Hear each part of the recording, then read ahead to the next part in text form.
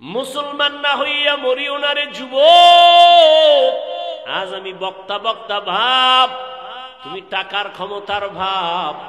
কাফনে যেদিন ঢুকবা সেদিন সব বাহাদুরি বন্ধ হয়ে যাবে। কে ধনী, কে গরিব, কে আলেম, কে মূর্খ, কে ইমাম, কে মুক্তাদি, কাফনে লেখা থাকবে। সব লাশগুলো একাকার হয়ে যাবে। কবরের সাইজও হবে এক।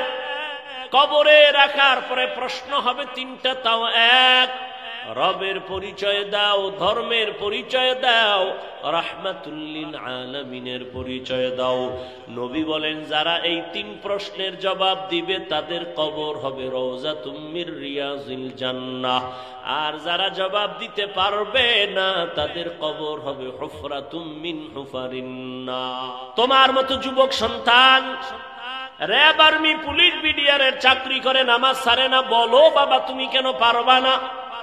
তোমার মতো যুবক তাকায় দেখো, ওসি, ডিসি, এসপি 5 ওয়াক্ত নামাজ পড়ে, বলো তুমি কেন পারবা না? তোমার মতো যুবক সন্তান রাস্তায় গাড়ি চালায়, ড্রাইভারি করে, এক বেলার নামাজও বাদ দেয় না, বলো বাবা তুমি কেন পারবা না? ও যুবক বাবারা, তোমার মতো কত ব্যবসায়ী আজান হয়েছে দোকান বন্ধ করে নামাজে চলে গেছে, দাড়িও ফালায় না, নামাজও বাদ দেয় না, হারাম ভাবে ব্যবসা করে না, এমন বান্দা আছে, তুমি কেন পারবা না? জীবনে মাদ্রাসায় পড়ে নাই, আলিফ বাতাও শিখে নাই, জেনারেল লাইনে থাইকা যদি তোমার মোহাব্বত আল্লাহর নবীর আদর্শ নিয়ে চলে, তুমি এতটুকু নিজেকে জিজ্ঞাসা করিও, বালিশে মাথা লাগায়, তুমি কেন পারবা না? তোমার মতো যুবক নদীর মধ্যে মাছ ধরে, নামাজ পড়ে, তুমি পারো না কেন? কৃষি কাজ করে, নামাজ পড়ে, তুমি কেন পারো না? রহমতের নবী বলেন, আমি তো আয়েশার হুজুরায় এশার নামাজ পড়ে ঘুমায় গেছি, আমি ঘুমাইলে শুধু চোখ আমার বন্ধ, অন্তর আমার ঘুমায় না। আমার মাথার পাশেই তো আমার মসজিদে নববী। হঠাৎ ঘুমের মধ্যে গভীর রাত, কানের মধ্যে কান্নার আওয়াজ আসতেছে। এই রাতের বেলাকে কান্না করে আমি সজাগ হইয়া নজর করে দেখলাম আমার মসজিদের মধ্যে কে যেন নামাজে দাঁড়ায় কান্না করে। আমি আস্তে উঠলাম, উঠা বের হয়ে গেলাম, ভিতরে তাকাইয়া দেখি জান্নাতের 1 নম্বর সাহাবী আমার আবু বকর গভীর রাতে নামাজে দাঁড়ায় দাঁড়ায় কান্না করে। আমি নবী অপেক্ষা করলাম, আবু বকর নামাজ শেষ, আমাকে দেখে আশ্চর্য। আমি জিজ্ঞাসা করলাম, আবু বকর আপনি নামাজে দাঁড়ায় কাঁদলেন কেন গভীর রাতে? আবু বকর বলেন, ইয়া রাসূলুল্লাহ, আল্লাহর আদালতে দাঁড়াইয়া হিসাব দেওয়ার ভয় আমি কান্না করেছি। কিয়ামতের ময়দান আপনিই তো বয়ান করেছেন, সব নারী পুরুষ উলঙ্গ দাঁড়াবে, সূর্য মাথার উপরে নেমে আসবে, জাহান্নামের গরমের তাপ, নবীরা পর্যন্ত কান্না শুরু করবেন, এত কঠিন হবে হালাত। ওই সময় আল্লাহ যদি আমারে ডাকেন আর বলেন, আবু বকর জাহান্নামের দরজা থেকে দইরা তোমারে জান্নাতের টিকিট হাতে দিছি, বলো আমার কাছে কি নিয়ে আসছো? আমি যদি বলি, আল্লাহ তোমার মোহাব্বতে নামাজ পড়ছি, তেলাওয়াত করেছি, জিকির করেছি, এই আমল নিয়ে আসছি, আল্লাহ যদি বলে ফেলে, আবু বকর তোমার আমল আমার কাছে পছন্দ হয় নাই, আমার জান্নাত আমারে দাও, তোমার আমল নিয়ে জাহান্নামে যাও। জাহান্নামের ভয়, আমার হাতে জাহান্নামের হ্যান্ডকাপ লেগে যাবে। সাহাবায়ে কেরাম জান্নাতের টিকিট পাইয়া যদি নামাজে দাঁড়ায় সারা জিন্দেগি কান্না করেন, তুমি আমি কে? তোমার আমার তো কোনো হিসাবই নাই। তুমি আমার যুবক বাবারা কার পেছনে পইরা নামাজ ছাড়ছো? কার কিছু টাকা পাওয়ার জন্য কার পেছনে ঘুরে গিয়া দাড়ি কাটছো? ও তো তোমার বন্ধু না, স্বার্থে আঘাত লাগলে তোমাকে চিনবে না, ওর পেছনে পড়ছো। তুমি আজ অসুস্থ হয়ে গেলে তোমার মোবাইলের নাম্বারটা ডিলিট করে ফেলবে, জীবনে তোমার সাহায্য আর আসবে না, দল থেকে নাম কাটবে, কল্লা পর্যন্ত কেটে দিবে। কার পেছনে পড়িয়া 2 টাকা পাওয়ার লোভে নামাজ হারাইছো, দাড়ি কাটছো, বেপরদায় চলতেছো, এরা সব ধান্দাবাজ আর চান্দাবাজ, এরা তোমার আপন কোনো বন্ধু না। এই দুনিয়ায় তোমার আপন বন্ধু উলামায়ে কেরাম। ওই উলামায়ে কেরামের দোয়া নিয়ে সামনে আগাও। ওরে তুমি বিপদে পড়লে কেউ নাই, কেউ যাবে না, কিন্তু উলামায়ে কেরাম কলিজা ভরে দোয়া করবে, কোনোদিন বড়দোয়া করবে না। এখনো সময় আছে, তওবা করে নাও। রিজিকের মালিক কে? তাহলে কার পিছনে ঘুরে নামাজ ছাড়ছো? রিজিক তো আল্লাহ দিবে, তুমি বেনামাজির পিছনে দৌড়াও কেন? আল্লাহ রিজিক দিবে। গর্তের পিপিলিকার খানা কে দেয়?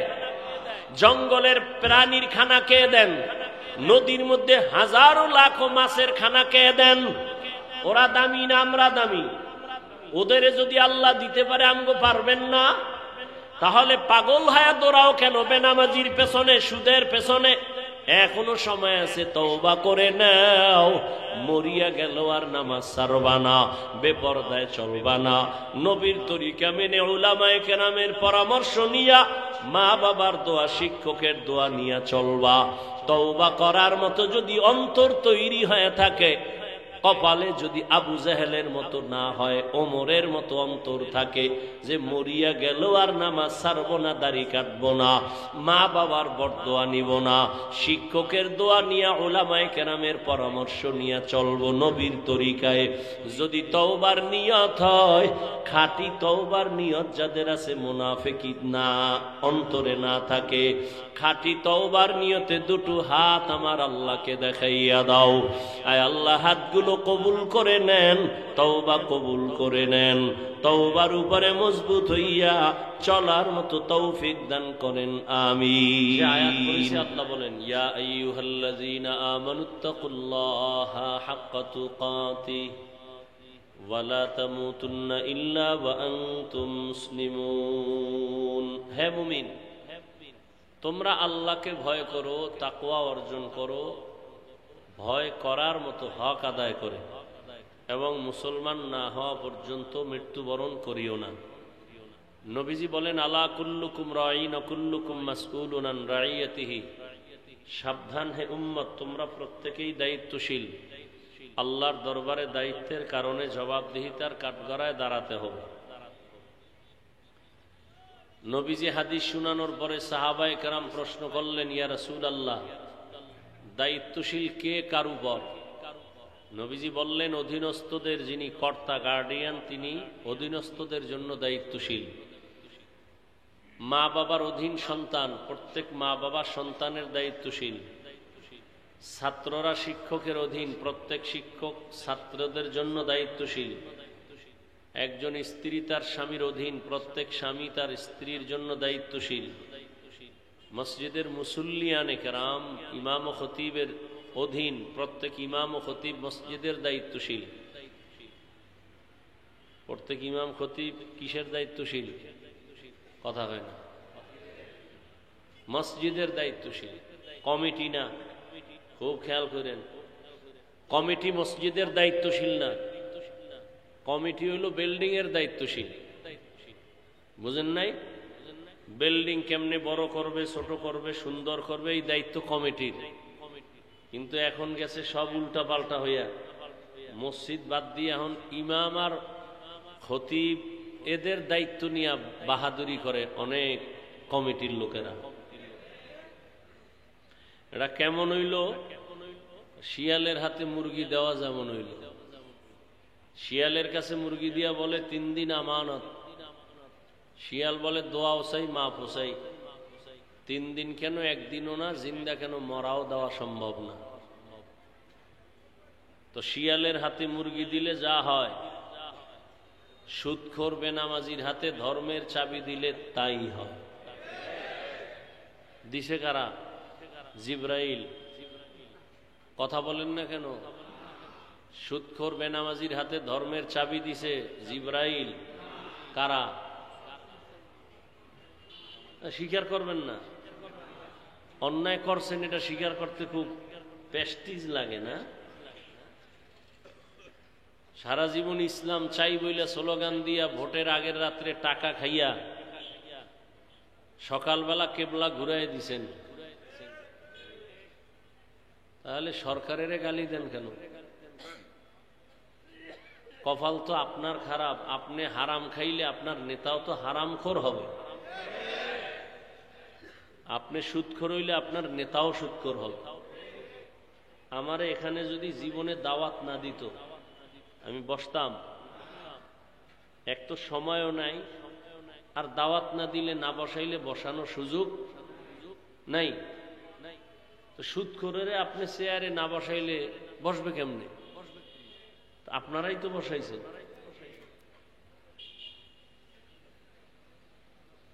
বড় কঠিন হিসাব, বড় কঠিন। একদল পাইয়া আড়াইছে কানতেছে, আর একদল না পাইয়া কানতেছে। কি কেউ বেশি খাইয়া কান্দে, কেউ ক্ষুধায় কান্দে। আমি মোড়ও খাইতে দিই, পেটে ক্ষুধা। এই জন্য যুবকদের বলি, তুমি যত বন্ধুর পিছনে ঘুরো সব চান্দাবাজ আর ধান্দাবাজ। তোমার কলিজার নিঃস্বার্থ আপন বন্ধু একমাত্র, শুধুমাত্র, কেবলমাত্র উলামায়ে কেরাম। উলামায়ে কেরাম এই জাতিকে নিয়ে যেই ভাবাটা ভাবেন, পৃথিবীতে কেউ এই উম্মত নিয়ে, জাতি নিয়ে ভাবে না। সবাই নিজের চেয়ার নিয়ে ভাবে, দল নিয়ে ভাবে। উলামায়ে কেরাম নিজের চেয়ার, ইমামতি থাক না থাক টেনশন নাই, ওয়াজের স্টেজ থাক না থাক টেনশন নাই, নিজের মাইয়া পোলা স্ত্রী সন্তানের কোনো চিন্তা করে না, উম্মত নিয়েই চিন্তা করে। এই কারণে ছাত্র জনতার বৈষম্য বিরোধী আন্দোলনে সফলতার চাঁদ উদিত হওয়ার শপথ নিয়ে জান বাজি রেখে আলেম, তোলাবা, ওলামা সব মাঠে নামছেন। ক্ষমতার জন্য নামছিলেন? কোন আলেম বলছে উপদেষ্টারা সব নামো, আমরা বসবো? বলে নাই। জাতিকে জুলুম থেকে বাঁচাবার জন্য ওলামায়ে কেরাম বলছেন আমরা জাতির বন্ধু, কে চেয়ারে বসবে না বসবে জানার দরকার নাই, তবে জুলুম করলে ছাড় নাই। আবার আন্দোলন হবে। মুসলমানের আন্দোলন একবার না বারবার? মুসলমান জীবন একবার দেয় না বারবার? বারবার। এজন্য সেদিন চরমনাই বলে আসছি, লক্ষ লক্ষ মানুষের সামনে কাফনের কাপড় হাতে নিয়ে রেডি থাকো, আবার ডাক আসবে, আবার আন্দোলনে নামতে হবে। জালেমকে কোনো সুযোগ দেওয়া যাবে না। ভয় আছে কোনো? এই যে এত যুবক দেখতেছি, কেউরে দরকার নেই, আলিয়াও দরকার নেই, আমগো কওমির বড় ছাত্র ছোটটিরও দরকার নেই। আমাদের কওমির উলামা তোলাবা যারা বড়, এরা মাঠে নামলে খালি একটা বাঁশের লাঠি লইয়া, এই বাংলাদেশে নাস্তিক বেঈমানরা কথা বলার আগে আলেমদের অনুমতি নিতে বাধ্য হবে। কিন্তু ঝামেলাটা তো আপনারাই লাগাইছে তলে তলে। এ উলামায়ে কেরাম যাও একটু কাছে আসে, ভক্তরা ফেসবুকে আকাম কইরা দূরে রাখে। কি কথা হয় না?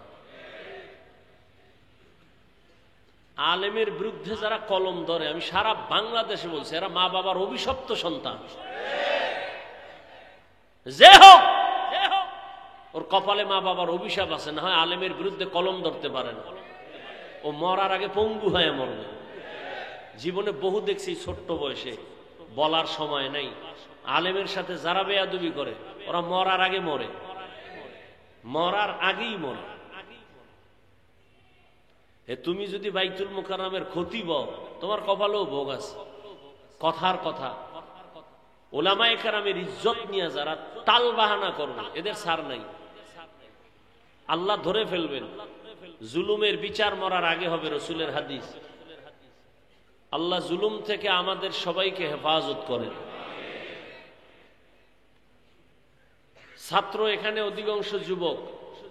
এক আন্দোলন দিয়ে তো বুঝছো ছাত্ররা কি পারে, বুঝা গেছে না? এত ভয় কেন? তার মানে এটা না যে কোনো মুরব্বী কোনো আলেমের সাথে বেয়াদবি হবে। খবরদার। মা বাবা হাজারো অন্যায় করলে কি সন্তান যুদ্ধ করবে? করবে? আমি উদাহরণটা এভাবে দেই।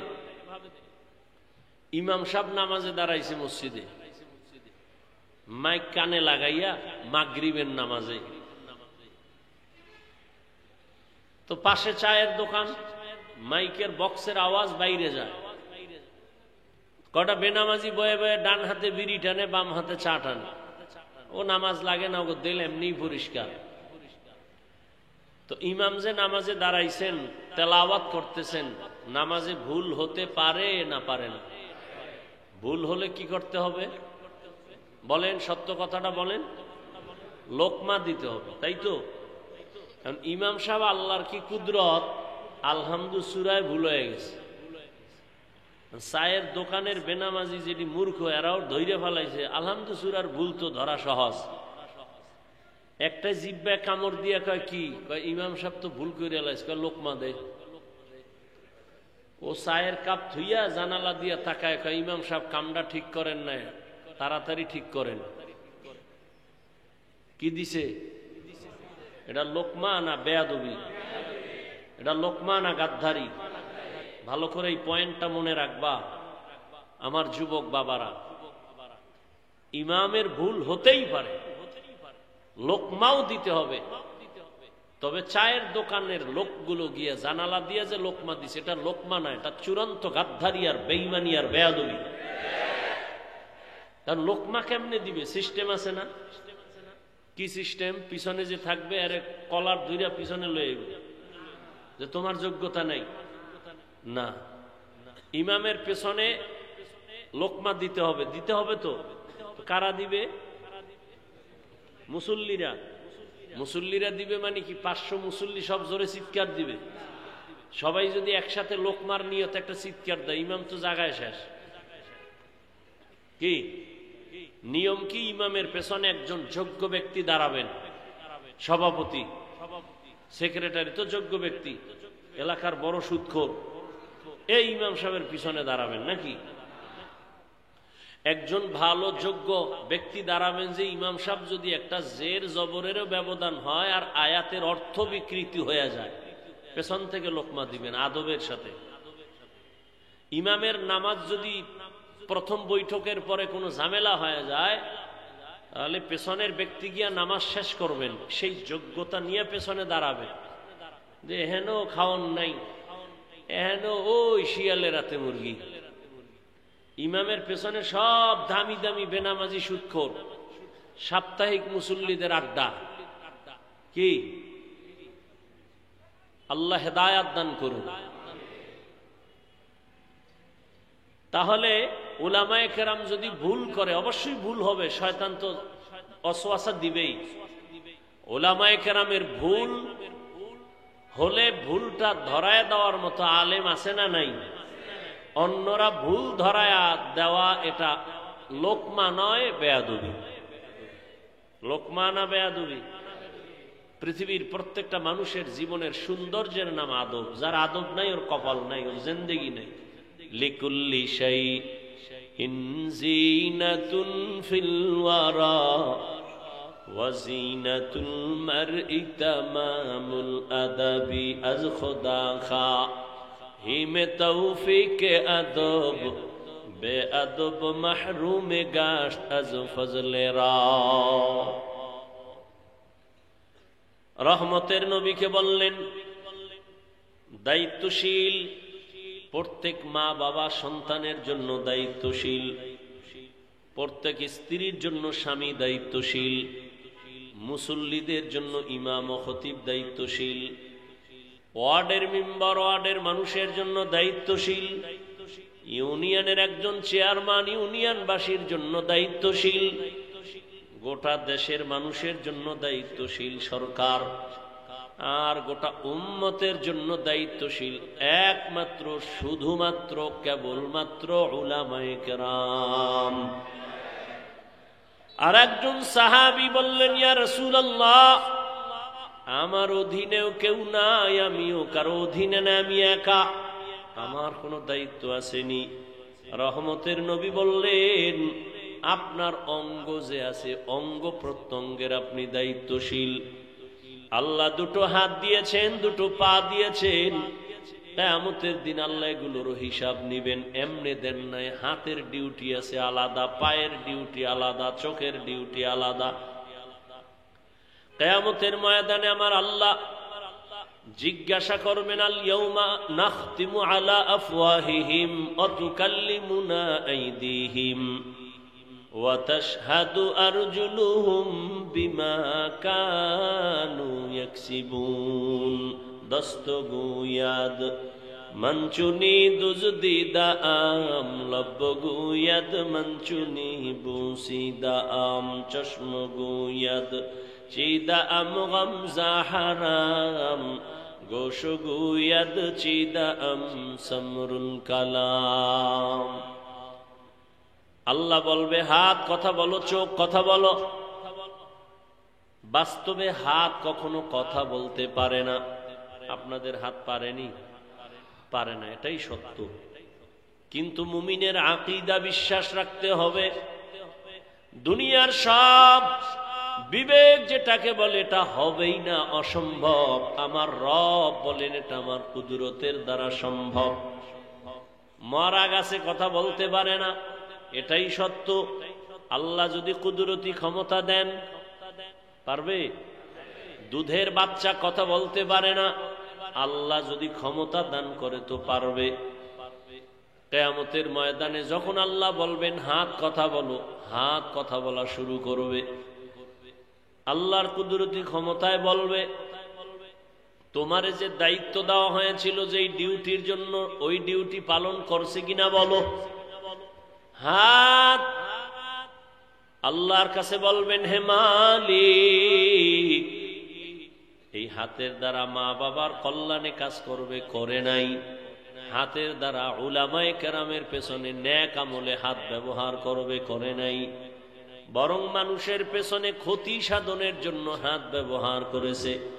গরিবের বেতন নষ্ট করার জন্য হাতের কলম ব্যবহার করেছে চোখ বলো তোমার ডিউটি পালন হয়েছে কিনা চোখ আল্লাহর আদালতে জবাব দিবেন হে মালিক এই চক্ষু দিছো মা বাবা দেখার জন্য দেখে নাই এই চোখ দিয়েছো বাইতুল্লাহ দেখবে দেখে নাই এই চক্ষু দিয়া কোরআন দেখবে সওয়াব দেখে নাই তো কি করছে এই কোরআন দিয়া সারাটা রাত দরওয়াজা জানালা বন্ধ করে মোবাইলের দিকে তাকায়া কবিরা গুনাহ দেখছে কিয়ামতের দিন চোখ আমার আল্লাহর দরবারে কথা বলবে এজন্য আল্লাহর নবী বলেন সাবধান দায়িত্ব সম্পর্কে আল্লাহর আদালতে দাঁড়াতে হবে সবাই জবাবদিহিতার কাঠগড়ায় দাঁড়াবেন এই ভয়টা সাহাবায়ে কেরামদের মধ্যে চলে আসার কারণে দেশের ক্ষমতা হাতে নিয়েও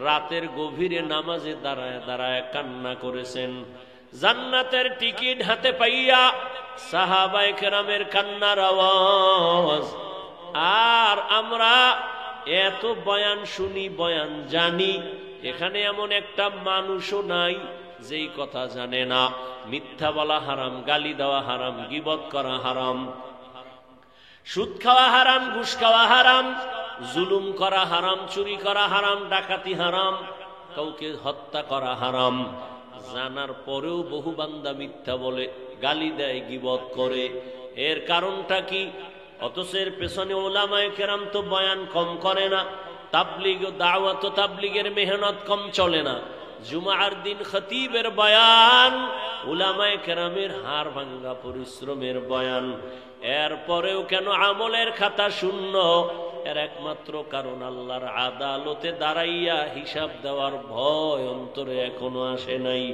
আর ততদিন পর্যন্ত আল্লাহর আদালতের ভয় অন্তরে আসবে না যতদিন পর্যন্ত একটা মানুষ আল্লাহর প্রিয় বান্দা ওলিদের বন্ধু না হবে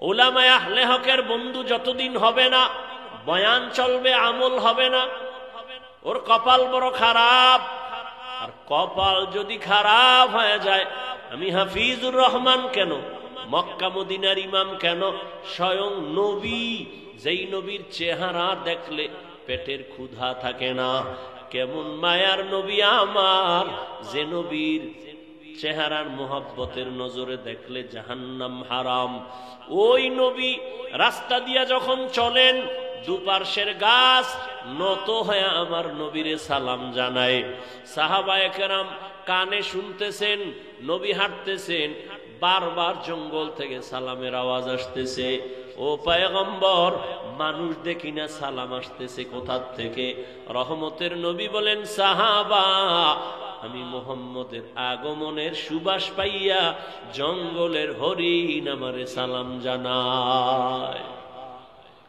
যেই নবীর চেহারা দেখলে ক্ষুধা থাকে না, ওই নবীকে 13টা বছর পাশে সামনে দাঁড়ায় 13 বছর দেখলো, বয়ান শুনলো, কপালে কালেমা আসে নাই। এত বড় বেঈমানের নাম জানেননি? কথা বলেন, কথা বলতে কি সমস্যা আপনাদের?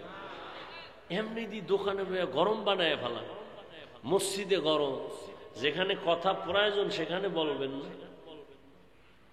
এত বড় নিকৃষ্ট বেঈমান 13টা বছর আবু জাহাল নবীজিকে দেখলো, বয়ান শুনলো, কালেমা পড়ে নাই, এর নাম কফাল।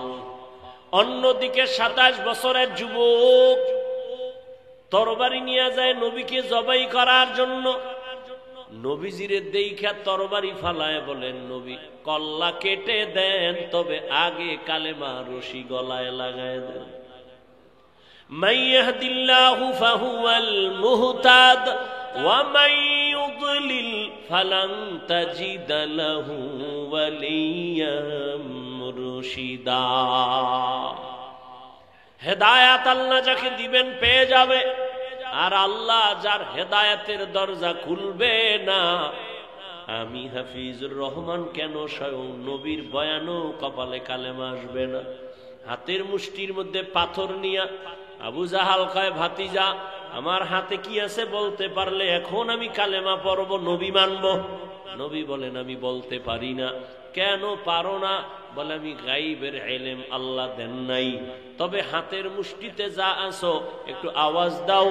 পাথরগুলো কালেমায় শাহাদাত পড়া শুরু করলো।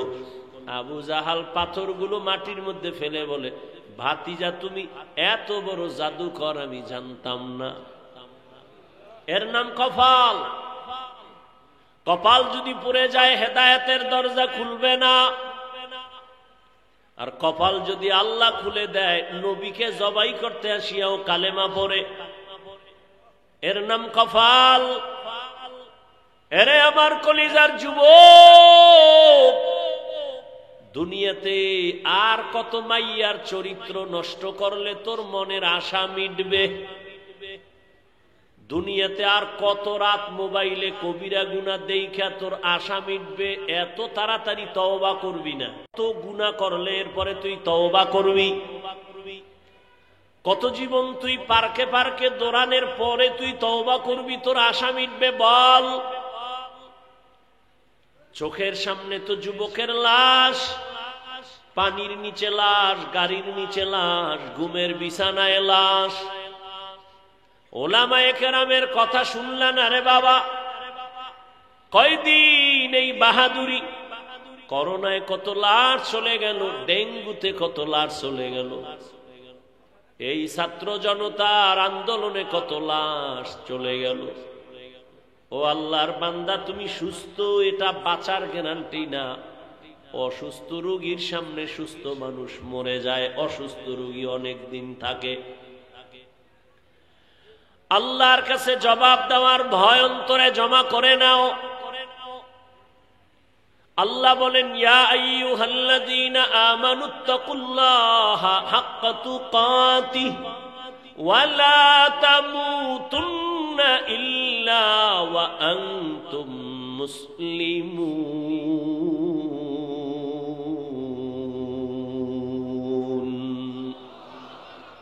আল্লাহ বলেন, আমাকে ভয় করার মতো হক আদায় করে ভয় করো। সাহাবায়ে কেরাম নবীর সামনে গিয়া বললেন, ইয়া রাসূলুল্লাহ, আল্লাহ যত বড়, ওই পরিমাণ ভয় কোনো বান্দার দ্বারা করা সম্ভব না। নবীও পেরেশান হয়ে গেলেন। জিবরাইল আমিন আসলেন আল্লাহর অর্ডারে আয়াত নিয়া, নবীরে গিয়া জানায় দাও, ইত্তাকিল্লাহা মাস্তাতাতুম, আমার হক আদায় করার দরকার নাই, বরং বান্দা যেন তার সাধ্য মতো আমি আল্লাহর ভয় অন্তরে নিয়ে চলে। আর একটা সতর্কবাণী শুনায় দাও, মুসলমান না হয়ে যেন কবরে না যায়। আল্লাহ বলেন নাই, বক্তা না হইয়া মরিস না, পীর না হইয়া মরিস না, ডাক্তার না হইয়া মরবি না, আল্লাহ বলেন তুমি ডাক্তার না রোগী, পীর না মুরিদ, ইমাম না মুক্তাদি, আলেম না মূর্খ, ধনী না গরিব, আমার জানার দরকার নাই। আমার কাছে পরিচয় এক, তুমি মুসলমান কিনা। মুসলমানের জন্য আহলুল্লাহ যারা আল্লাহওয়ালা, এরা বলেন পীর হওয়া সহজ। কি পীর হওয়া? কি পরিমাণ পীর আপনার চট্টগ্রামে আছে। সকাল থেকে সন্ধ্যা, সন্ধ্যা থেকে সকাল, খালি রট পুইরা পিডাইলেও আলহামদুলিল্লাহ পারবে না। হে শুধু পীর না, জমানার কুতুব, মুজাদ্দিদে জমান, আন্তর্জাতিক বেঈমান, এরম পীর আছে না নাই? আল্লাহ হেদায়েত দান করুন। ভাইরা আমার, মুসলমান না হইয়া মরিও না রে যুবক। আল্লাহ বলেন আমাকে হক আদায় করে না পারলেও সাধ্য মতো ভয় করো। এখানে আমরা যারা বসে আছি, দাঁড়ানো আছি, যদি জিজ্ঞাসাই করি আল্লাহকে আপনারা কারা কারা ভয় করেন, প্রশ্নটা করলে সবাই হাত উঁচু করে বলবে অবশ্যই আমরা হুজুরদের থেকেও বেশি ভয় করি। অথচ সেখানে এমনও মানুষ বসে আছেন আজকে ফজর পড়ে নাই, জোহর পড়ে নাই, আসর পড়ে নাই, মাগরিব পড়ে নাই, এশাও পড়ে নাই, এরপরও চাপাবাজি করে আমগো দিল পরিষ্কার আছে না নাই? এরপর বলে আমি আল্লাহকে ভয় করি, আমি 5 ওয়াক্ত নামাজ পড়িয়া বলি আল্লাহকে ভয় করি। আপনি নামাজ বাদ দিয়া বলেন আল্লাহকে ভয় করি। আমি পর্দা রক্ষা করে বলি আল্লাহকে ভয় করি, আপনি পর্দা বন্ধ করে বলেন আল্লাহকে ভয় করি। আমি দাড়ি রেখে বলি আল্লাহকে ভয় করি, আপনি দাড়ি না রেখে বলেন আল্লাহকে ভয় করি। দোনো দলের ভয় কি সমান? না, আসলে আপনার মধ্যে মোটেও ভয় নাই। ভয়ের হাকিকতে আপনি জানেন না। ভয়টা আসলে কি? বলে একটা সন্তান মা বাবাকে ভয় করে। প্রমাণ কি? বলে মা বাবার সামনে অন্যায় করে না, শাস্তির ভয়ে। একটা ছাত্র শিক্ষকের ভয় করে, কেন? প্রমাণ কি? বলে শিক্ষকের সামনে অন্যায় করে না, শাস্তির ভয়। ঠিক এই দুনিয়ায় যেই বান্দা, যেই বান্দি আল্লাহকে ভয় করবেন, ওই বান্দা গলায় ছুরি লাগাবে, দাড়ির মধ্যে অস্ত্র লাগাবে না। हर के दारत खौफ हक दर दिल मदम जन्नतुल मअवा देहत ओ राम कम जुज़बा हक ची जे मखाद इंसो जा फजले उआ मस्ते दर जुमला जहां। আজকে আল্লাহর ভয় অন্তরে না থাকার কারণে এত বয়ান। আজকে তো বয়ান করব হিন্দুদের মন্দিরে গিয়া, আজকে তো বয়ান করার দরকার ছিল চট্টগ্রামের পাহাড়ে খ্রিস্টানদের মিশনারিতে গিয়া, কিন্তু কই 12টা মাস মুসলমানের পেছনে কুত্তার মতো দৌড়াইতে দৌড়াইতে ঘুমানোরও টাইম পাওয়া যায় না। এরপর মুসলমান নামাজের মুসাল্লায় যায় না। বুঝি না কি তুমি ভুলে আছো না আমরা ভুলে আছি? না হয় তাবলিগওয়ালারা পায় হাতে ধইরা বুঝায় নামাজ পড়ো, পড়ো না কেন? পীর সাহেবরা পায় হাতে ধরে বুঝায় নামাজ পড়ো, নরম ভাষায় বুঝায়, কত নরম। আমরা বক্তারা বয়ান করি, এরপরও কেন নামাজ পড়ো না রে বাবা? আসলে কি তুমি মনে করছো আমরা ভুলে আছি? একটা প্রমাণ দেখাও। কারণ উলামায়ে কেরামের যত কথার পাওয়ার, মূল পাওয়ার হাউস হলো কোরআন শরীফ, আল্লাহর কোরআন। এই কোরআন আল্লাহ একজন আছেন, প্রমাণ কোরআন। জান্নাত আছে, দলিল কোরআন। জাহান্নাম আছে, দলিল কোরআন। গুনাহ করলে জাহান্নামে যাবে, প্রমাণ কোরআন। নেক আমল নিয়ে গেলে জান্নাত পাবে, প্রমাণ কোরআন। ওই কোরআনে যদি ভুল থাকে তো সবই ভুল। একটা ভুল বের করে দাও, আমি এখন দাড়ি কেটে ফেলবো, শার্ট প্যান্ট টাই লাগায় রাস্তায় নাচ গান করবো।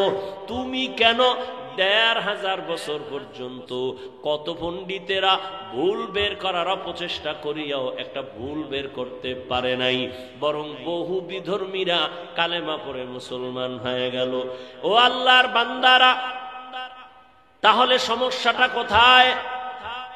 তুমিও মুসলমান, আমিও মুসলমান রে যুবক। তোমার আমার আল্লাহ দুই না এক? বুঝে শুনে কইও, প্যাচ লাগাইও না।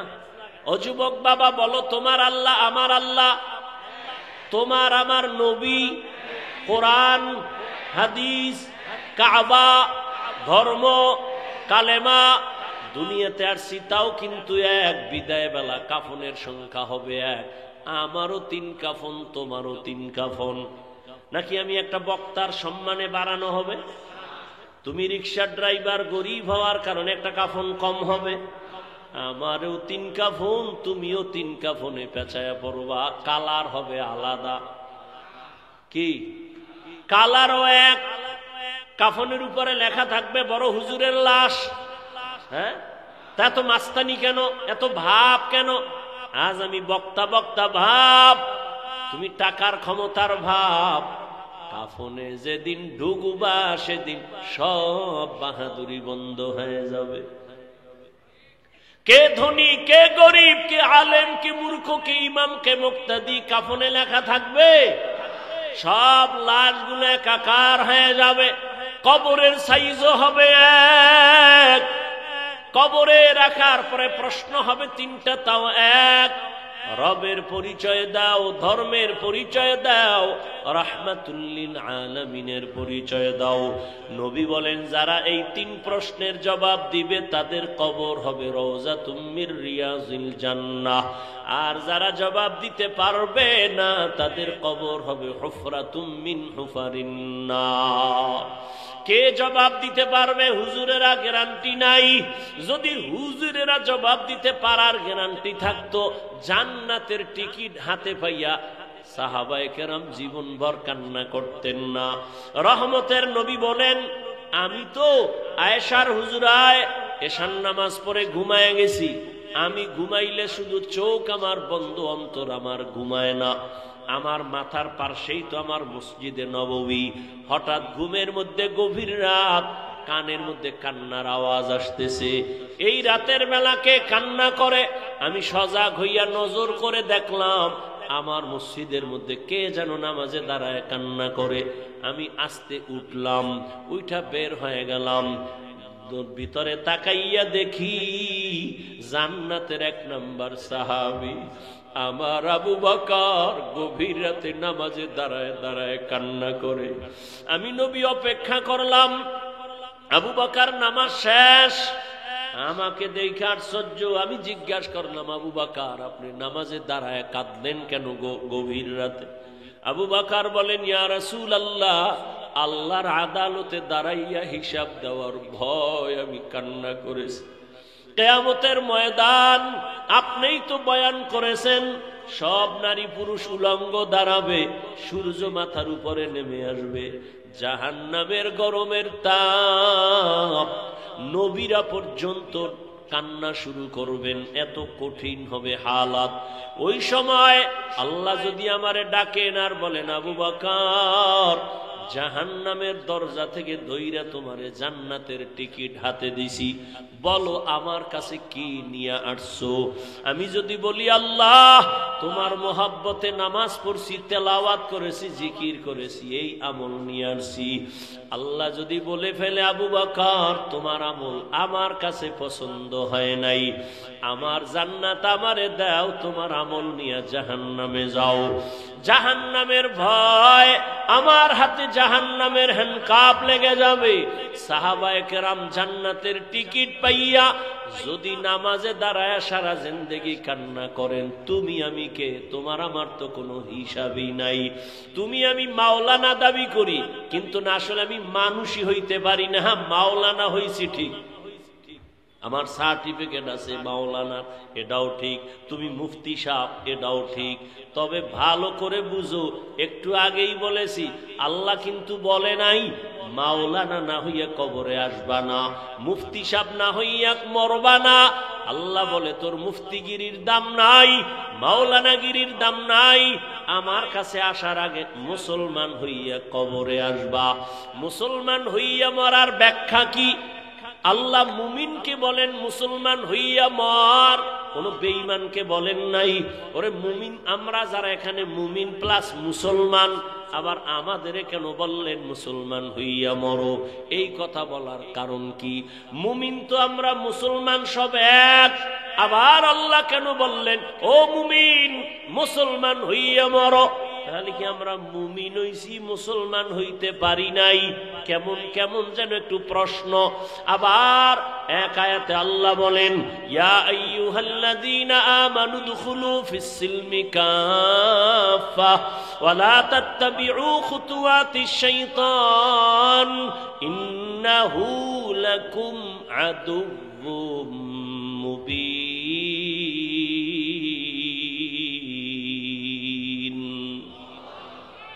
এই আয়াতে আল্লাহ বলেন এই মুমিন ইসলামের মধ্যে ঢোক, পরিপূর্ণ ঢুকে যাও।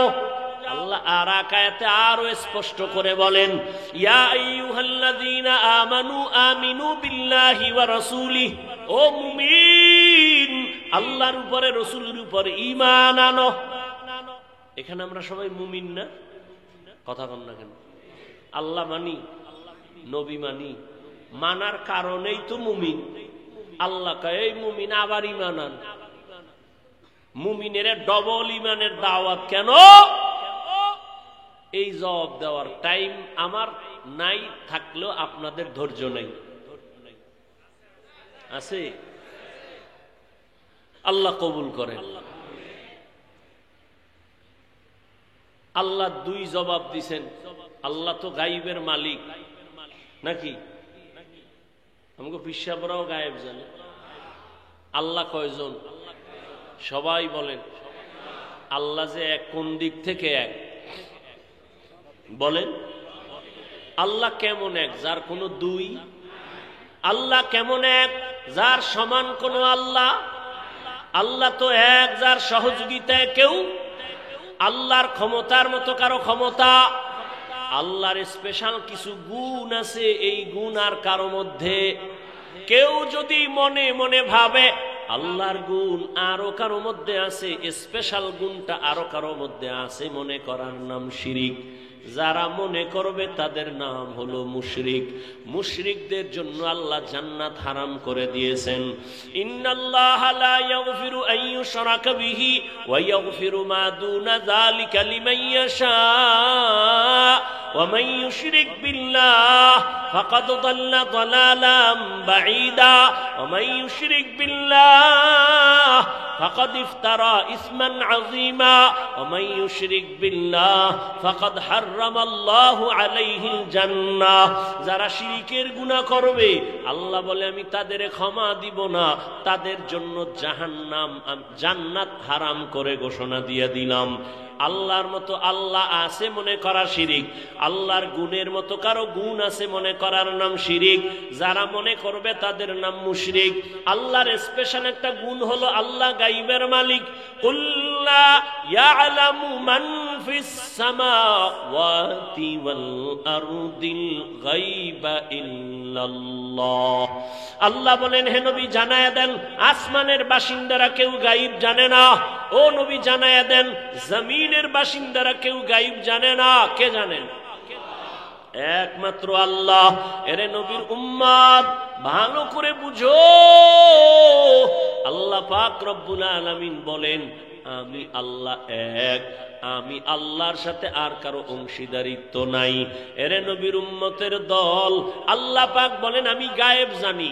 একটা পর্যায়ে আসবে আমার আখিরি নবীর উম্মতের মাঝে আমি আমি আমি আমি ভাব নিয়া বেঈমানের সাথে মোকাবেলা করার তুলনায় নিজেরা নিজেরা ঝগড়া করবে বেশি।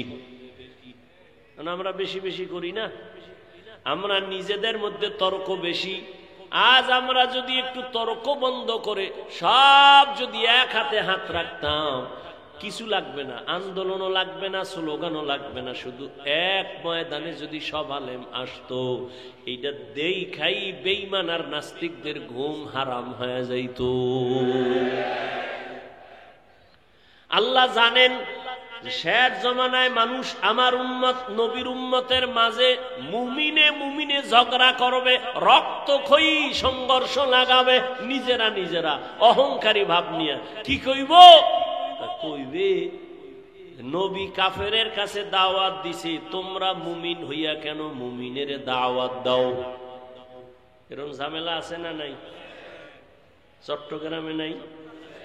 নবী দাওয়াত দিছে কাফেরের কাছে, ও তাবলীগওয়ালারা, তোমরা এক মুমিন আর এক মুমিনের কেন কালেমার দাওয়াত দাও? আল্লাহ কয়, আমার কোরআন থেকে জবাব নিয়ে যাও। আমি আল্লাহ মুমিনকে ডবল দাওয়াত দিলাম, ইয়া আইয়ুহাল্লাযীনা আমানু আমিনু বিল্লাহ। আল্লাহ যদি মুমিনকে আবার ইমানের ডবল দাওয়াত দিতে পারেন, আমরা মুসলমান কেন মুসলমানের দাওয়াত দিতে পারবো না? আমি তো বসেই বললাম যে আজকে বয়ান করব হিন্দুদের মন্দিরে, খ্রিস্টানদের গির্জায়। 12 মাস মুসলমানের পেছনে দৌড়ায়, ঘুমানোর টাইম নাই, এরপরও লাইনে রাখা যায় না, এরপরও লাইনে রাখা যায় না। বিধর্মীরে দাওয়াত দিব কখন? আর এই প্রশ্ন যারা অনর্থক করে, এরাও কিন্তু প্রশ্নের সাথে মিল নাই। যারাই প্রশ্ন করে এরাও কিন্তু মুসলমানের দাওয়াতি মজলিসে বসে এই প্রশ্ন উঠায়। তোমরা হিন্দুদের মন্দিরে গিয়ে যদি দাওয়াত দিয়ে কইতে আমরা হিন্দুদের মন্দিরে আসছি, তোমরাও যাও, তোমরা কেন মুসলমানের দাওয়াত দাও? এই যে বললাম, যেই মুসলমান আপনার আল্লাহ আমার আল্লাহ এক, নবী এক, কোরআন এক, কাবা এক, ধর্ম এক, কালেমা এক, সব এক, অথচ আপনারা অনেক ভিআইপি জগতের মুসলমান। কেন? আমি মাথায় টুপি না দিলে লজ্জা পাই। ও নোয়াপাড়ার মুসলমান, তুমি কেমন? তুমি টুপি দিতে লজ্জা পাও, তুমি কত ভিআইপি মুসলমান। আমি দাড়ি কাটতে লজ্জা পাই, তুমি দাড়ি রাখতে লজ্জা পাও। তুমি কত বড় ভিআইপি মুসলমান। কোন জগৎ থেকে তোমারে আল্লাহ আলাদা বানাইছে? আমি নামাজ না পড়লে লজ্জা পাই, তুমি কেমন মুসলমান? নামাজ পড়তে গেলে লজ্জা পাও। ও যুবক, আমি দাড়ি কাটতে লজ্জা পাই, তুমি দাড়ি রাখতে লজ্জা পাও। শুধু কি লজ্জা পায়, আবার উল্টা আমাকে প্রশ্ন দিয়ে আটকানের লেগে বয়ে থাকে। দাড়ি না রাখলে অসুবিধা কি? টুপি না পরলে অসুবিধা কি? কত বড় বেয়াদব যে একটা মুসলমান রসুলের উম্মত হইয়া দাড়ি রাখতে পারে না, নামাজ পড়তে পারে না, সে দিল নরম কইরা হুজুরে রেখে, হুজুর নবীর আদর্শ মানতে পারি না, একটু দোয়া কইরেন, চেষ্টা করুন। এটা না আদব? কত বড় বেয়াদব হইলে অন্তরের মধ্যে প্রশ্ন রেডি রাখছে, হুজুরে জিগাইলি আমি প্রশ্ন সুরে দিব, টুপি না পরলে অসুবিধা কি, দাড়ি না রাখলে অসুবিধা কি? আমার নবী যদি কয় তোর মতো বেয়াদব আমি মুহাম্মদের উম্মত স্বীকার না করলে কি অসুবিধা কি? তুমি মুসলমান, তোমার অন্তরে এই প্রশ্ন আসে কিভাবে? তুমি পারো না, তোমাকে তো কেউ জাহান্নামী বলে না। তুমি দোয়া চাইবা, হুজুর চেষ্টা করব নবীর তরিকা যেন মাইনে চলতে পারি। তুমি কত বড় গাধা যে তুমি উল্টা প্রশ্ন করো, নামাজ না পড়লে অসুবিধা কি, দাড়ি না রাখলে অসুবিধা কি, টুপি না পড়লে অসুবিধা কি? তুই ইসলামটাকে কি বানাইতে চাও? তামাশা মনে করেছো ইসলাম? খেলনা মনে করেছো? ইসলামটাকে খেলনার পাত্র বানিয়েছো। মুসলমানের সন্তান কই পেশ হয় দুঃসাহস? কোন বেঈমান আর মুনাফিক তোমাকে এই প্রশ্ন শিখায় দিয়েছে? কিসের মুসলমান তুমি? গৌর গোবিন্দ সিলেটের জমিনে ওই বেঈমানের মোকাবেলা করতে তো বেতের বাড়ি লাগে নাই। শাহজালালের তাহাজ্জুদের কান্নার, ফজরের আজান, কই তোমার সে তাহাজ্জুদ, কই তোমার সে আজান, কই নামাজ? সারাটা রাত মোবাইল দেখে কবিরা গুনাহ করে চেহারাটা নষ্ট করে ফেলেছ। ভাব দেখাচ্ছ তুমি বড় বুজুর্গ, আলেমের ভুল ধরো। এই বেয়াদবি কে শিক্ষা দিয়েছে তোমাকে? তুমি লিখে রাখো আমার কথা, যদি মরে যাই কবরে জুতা মারবি যদি মিথ্যা হয়। যদি এখনো তওবা না করো, আলেমের বিরোধিতা করে, তোর মরা হবে জীবনের পঙ্গু হওয়া মরা। লিখে রাখিস। তুই পঙ্গু না হয়ে মরবি না। তওবা যদি করো খোদায় দরজা খুলে দেয় ওমরের মতো, শুকর আল্লাহর দরবার। একটা মুসলমান যার আদর্শ দেখলে মানুষ চলে আসবে দিনের দিকে। বেঈমানের সাথে তর্ক নাই, মুমিনে মুমিনে তর্ক। এরে উঠাও, এনে নামাও, 24টা ঘন্টা এই নিয়ে জীবন কাটাচ্ছে। নামাজ নাই, রোজা নাই, তেলাওয়াত নাই, খবর নাই, মায়ের খবর নাই, মাইয়ার খবর নাই, বউয়ের খবর নাই, পরিবারের খবর নাই, খালি আলেমদের সমালোচনা সমালোচনা। তো এদেশে আলেম যদি না থাকে তো ইসলাম কই? ইসলামটাকে এত দুর্বল মনে করেছো কেন? আমি তো এতক্ষণ যে চিল্লাইছি, একবারও কি বলছি এই স্কুল কলেজ বাদ দিয়া সব কওমিতে ঢোক, নাইলে তুই শেষ? বলছি? ও যুবক বাবারা, ভালো করে খেয়াল করো। আমি পাঁচকল্লি টুপি মাথায় দিলাম, একবারও বলি নাই তুমি পাঁচকল্লি মাথায় দাও, না হয় ধ্বংস। আমি কওমি মাদ্রাসার সন্তান, আমি তাবলীগের লাইনের সন্তান, আমি পীরের মুরিদ। তোমাকে একবারও বলি নাই যুবক বাবা পীরের কাছে যাও, তাবলীগে যাও, না হয় তুমি ধ্বংস, একবারও বলি নাই। বরং আমি চট্টগ্রামের মানুষের বলে যাই, দোয়া করে যাই, ও যুবক তুমি স্কুলে পড়ো, ধন্যবাদ, শুকর আদায় করে দোয়াও করে যাই, তুমি স্কুলেই পড়িও, ডাক্তার হও, ইঞ্জিনিয়ার হও, ব্যবসায়ী হও, চাকরিজীবী হও, প্রফেসর হও। আমগো মাদ্রাসায় সব বীর জমানের দরকার নাই, আমগো মাদ্রাসায় ছাত্র অনেক বেশি, এটি কমানোরও দরকার, ছাত্রের অভাব নাই।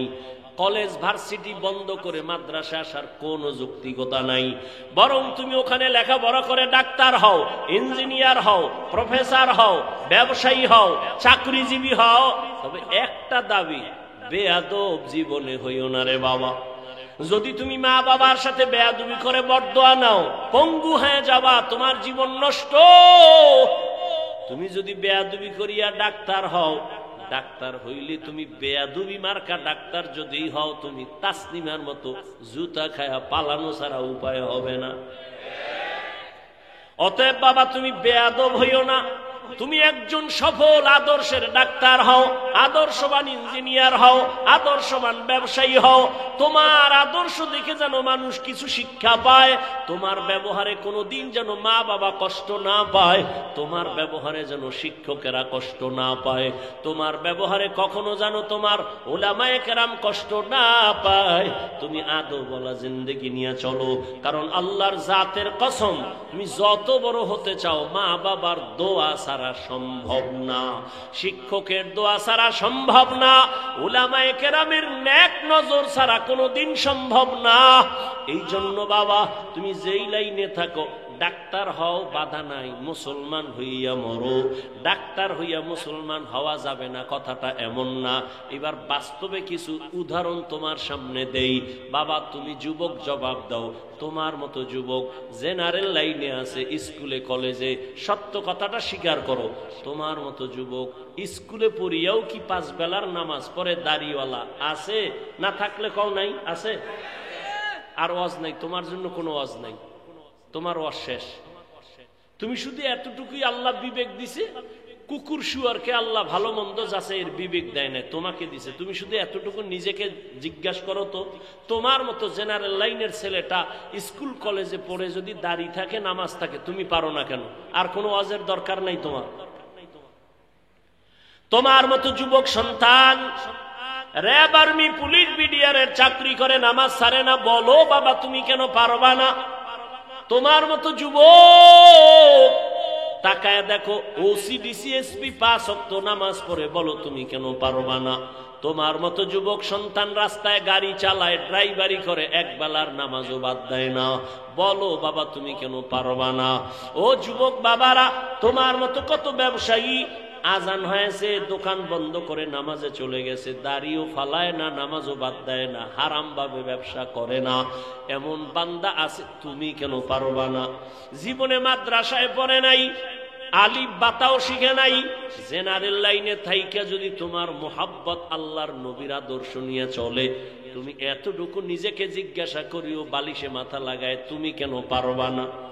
তোমার মতো যুবক নদীর মধ্যে মাছ ধরে নামাজ পড়ে, তুমি পারো না কেন?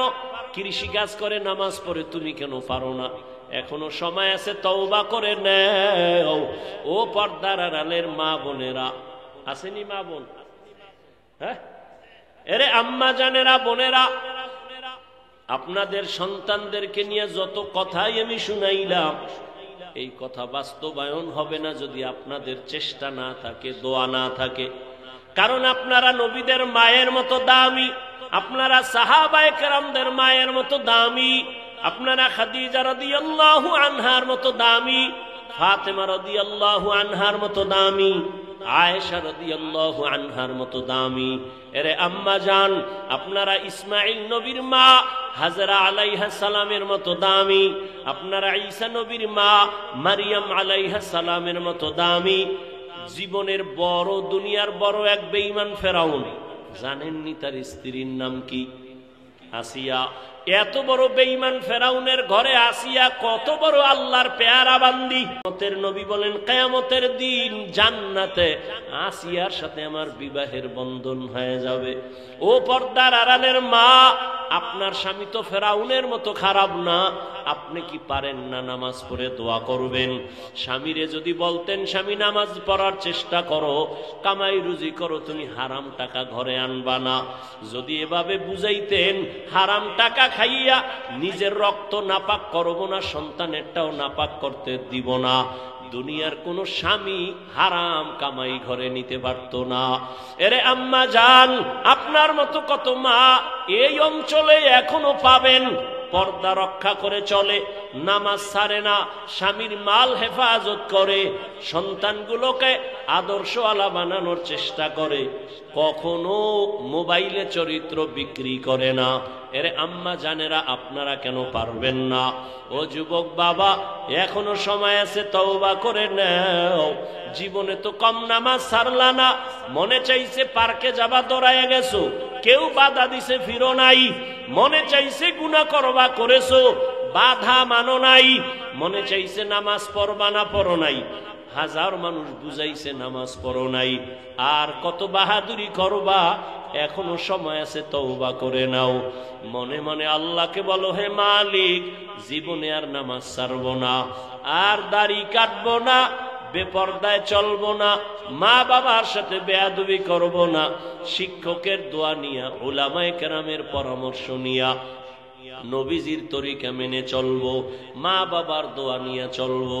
জীবনে তো গুনাহ কম করি নাই, মনে মনে আল্লাহকে বলো, হে আল্লাহ, দুনিয়াতে আমার মতো গুনাহগার কেউ নাই, শয়তানের ধোকায় জীবনে অনেক গুনাহ করেছি, আজ থেকে তৈরি হয়ে গেলাম, আমার মতো যুবক যদি জেনারেল লাইনে থাকিয়া নামাজ পড়ে, আমি কেন পারবো না?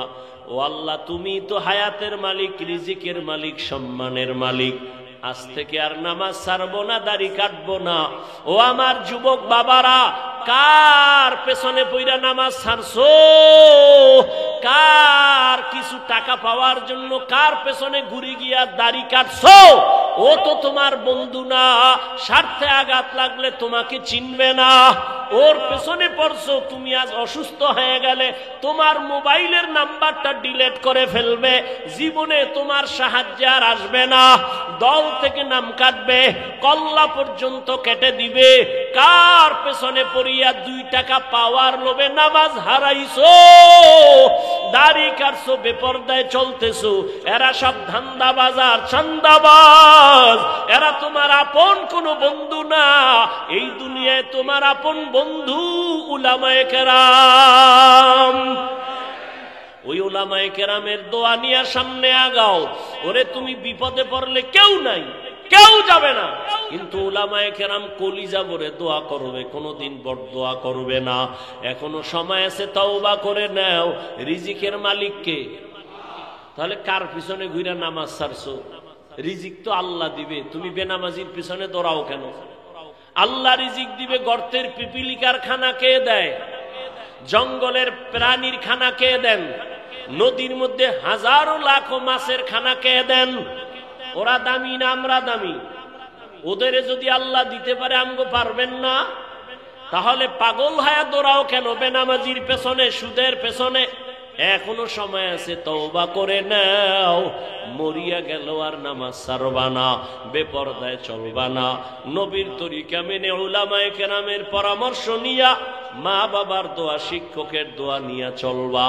তওবা করার মতো যদি অন্তর তৈরি হয়ে থাকে, কপালে যদি আবু জাহেলের মতো না হয়, ওমরের মতো অন্তর থাকে যে মরিয়া গেল আর নামাজ ছাড়বো না, দাড়ি কাটবো না, মা বাবার বরদোয়া নিব না, শিক্ষকের দোয়া নিয়া, উলামায়ে কেরামের পরামর্শ নিয়ে চলবো নবীর তরিকায়, যদি তওবার নিয়ত হয়, খাঁটি তওবার নিয়ত যাদের আছে, মুনাফিকি না অন্তরে না থাকে, খাঁটি তওবার নিয়তে দুটো হাত আমার আল্লাহকে দেখাইয়া দাও।